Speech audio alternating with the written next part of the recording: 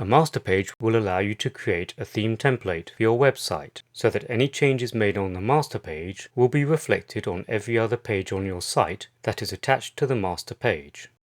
Generally, a master page will be used for the header and footer sections of a website. To use the master page feature in EverWeb, I am starting with a completely blank home page.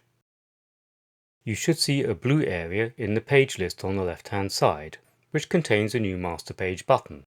If you do not see this, drag the splitter bar down until the area becomes visible. I now click on the new master page button. This will allow me to add a page to my master page list.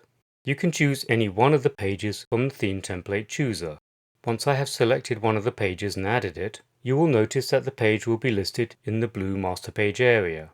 You can rename this page by double-clicking on it, typing in the new name, and pressing enter to finish. The page I have chosen looks like this. I can modify this master page however I want. If I click on the home page for my website, I see that it is still completely empty. With the Page Settings tab in the Inspector window selected, you will see a Master Page drop-down menu at the very top. The default is No Selection. If I click on the drop-down menu, I can see the master page that I just added. When I select my master page, it will be applied to my blank page. Notice that everything on my master page now appears on my home page. If I go back to the master page and make a change, that same change will then appear on my home page. On my home page, any item that appears from the master page must be modified on the master page itself.